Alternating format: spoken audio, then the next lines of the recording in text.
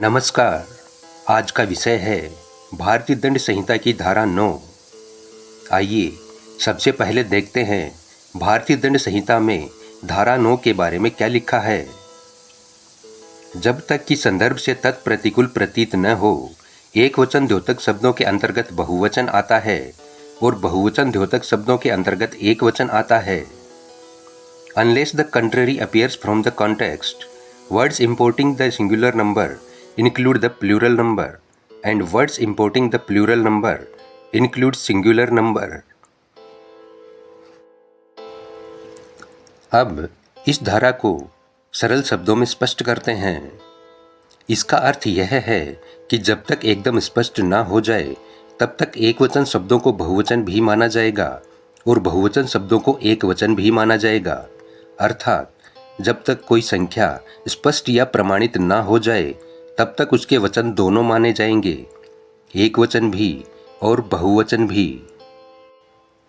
इस धारा को और अधिक समझने के लिए एक उदाहरण लेते हैं। मान लीजिए किसी ने बयान दिया, एक आदमी ने मुझे पीटा लेकिन उसका नाम और पहचान मुझे नहीं पता। इस स्थिति में यह स्पष्ट नहीं है कि वह व्यक्ति कौन है, उसकी पहचान क्या है, तो वह व्यक्ति अज्ञात की श्रेणी में आएगा और इसे एक वचन के साथ साथ बहुवचन भी माना जाएगा, क्योंकि अपराधी की पहचान स्पष्ट नहीं है। यदि पहचान स्पष्ट नहीं है तो ये माना जाएगा कि पीटने वाला व्यक्ति एक भी हो सकता है और एक से अधिक भी हो सकते हैं। अब इस स्थिति में दूसरा बयान भी हो सकता है, 3-4 लोगों ने मुझे पीटा लेकिन मैं उनके नाम और उनकी पहचान नहीं जानता।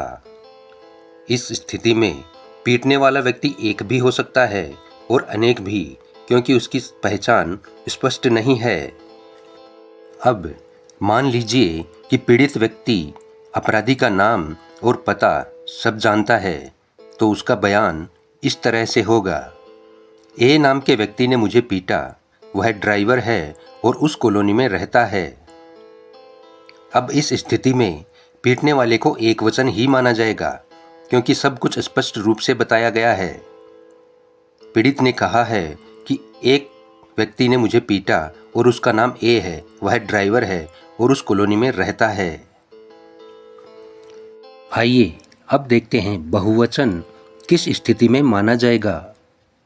मान लीजिए किसी ने बयान दिया, ए, बी और सी ने मुझे पीटा, जो डी कॉलोनी में रहते हैं और ई कंपनी में नौकरी करते हैं। यहाँ सब कुछ स्पष्ट रूप से सामने है, अतः यहाँ केवल बहुवचन ही माना जाएगा। भारतीय दंड संहिता की धारा 9 का स्पष्ट सार यही है, जब तक स्थिति एकदम स्पष्ट ना हो, एक वचन को बहुवचन और बहुवचन को एक वचन भी माना जाएगा।